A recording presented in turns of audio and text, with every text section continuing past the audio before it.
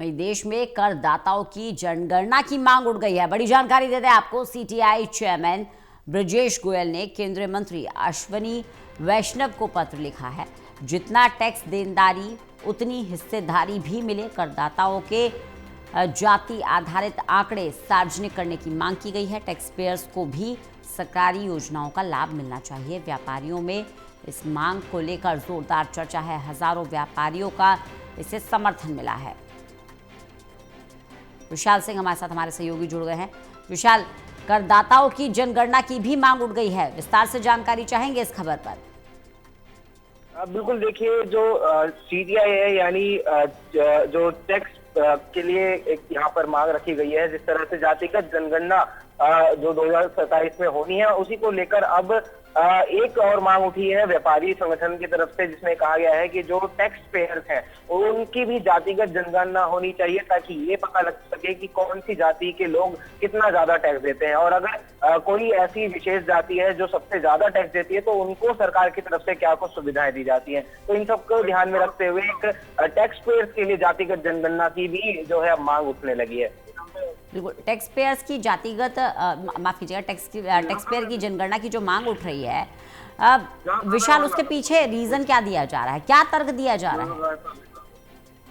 देखिए, जो सीटीआई के चेयरमैन है ब्रजेश गोयल, उन्होंने कहा है कि जातिगत सर्वे के साथ ये डेटा इकट्ठा किया जाए कि किस जाति के लोग कितना टैक्स सरकार को देते हैं। इससे ये साफ हो पाएगा कि जो जाति विशेष जाति के लोग हैं, अलग अलग जाति के लोग हैं, वो कितनी भागीदारी जो है देश के संचालन में देते हैं, क्योंकि टैक्स पेयर्स की वजह से देश की जो सरकारी योजनाएं हैं, जो सरकारी काम है, वो चल पाते हैं, और सरकारी अफसरों को भी कहीं ना कहीं जो पैसा है, जो सैलरी है, वो टैक्स का ही मिलता है। तो इसलिए टैक्स पेयर्स की भूमिका अपने आप में काफी अहम हो जाती है, और ऐसे में किस जाति के लोग कितना टैक्स देते हैं, ये तय करने के लिए भी अब तमाम व्यापारी संगठन जो है अपनी अपनी आवाज उठा रहे हैं, और इसको लेकर केंद्रीय मंत्री अश्विनी वैष्णव को जो है सीटीआई की तरफ से, ब्रजेश गोयल की तरफ से जो है एक पत्र भी लिखा गया है।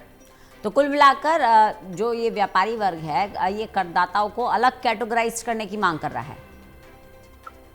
बिल्कुल, देखिए, इसमें ये साफ तौर पर से ये निकल कर आएगा कि जो जितनी भी जाति है, जितनी भी समूह है, उसमें से कितने लोग अपना टैक्स जो है देते हैं, और जो जाति सबसे ज्यादा टैक्स देती हुई पाई जाएगी, उसमें सरकार की तरफ से कितनी सुविधाएं दी जा रही है। तो इन सब का आकलन करने के लिए ही ये पत्र लिखा गया है। हालांकि इस मांग पर सरकार की तरफ से भी कोई स्पष्टीकरण नहीं आया है कि इस मांग को स्वीकार किया जाएगा या नहीं, लेकिन ये मांग जो है अलग अलग व्यापारिक संगठनों द्वारा की जा रही है।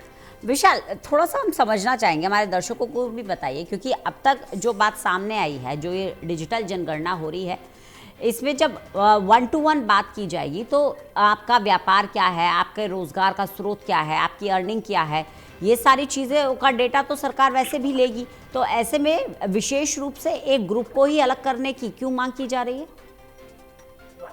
देखिए, इसमें अगर बात करें, जो ये मांग रखी गई है, इसमें सीटीआई का दरअसल ये मकसद है कि किस जाति के लोग सरकार को कितना टैक्स देते हैं, देश की अर्थव्यवस्था चलाने में किस जाति के, किस वर्ग के लोगों को कितनी भूमिका है, और क्या सरकार की जो नीतियां हैं, जो पेंशन, बीमा, मेडिक्लेम आदि सुविधाएं हैं, क्या टैक्स पेयर्स को भी मिलती हैं। तो इसको जांचने के लिए जो है ये मांग रखी गई है, और सरकार के पास जो इनकम टैक्स, जीएसटी, तमाम तरह का जो डेटा है, और सरकार के पास पूरा एक ब्यौरा जो मौजूद है कि किस जाति के लोग, किस वर्ग के लोग कितना टैक्स दे रहे हैं, ये अगर सामने आता है तो जो लोग पैसा नहीं दे रहे हैं, जो लोग टैक्स का पैसा नहीं दे रहे हैं, उनमें भी कहीं ना कहीं जागरूकता फैलेगी कि हमारी जाति के लोग अगर बढ़ चढ़कर ज्यादा टैक्स दे रहे हैं तो दूसरी जाति जो है वो भी आगे उठकर आएगी, और सभी जो व्यापारिक संगठन है खासतौर पर वो इसकी मांग रख रहे हैं, ताकि सभी जातियों का इसमें एक हिस्सा बने, एक भागीदारी हो टैक्स पेयर्स के तौर पर।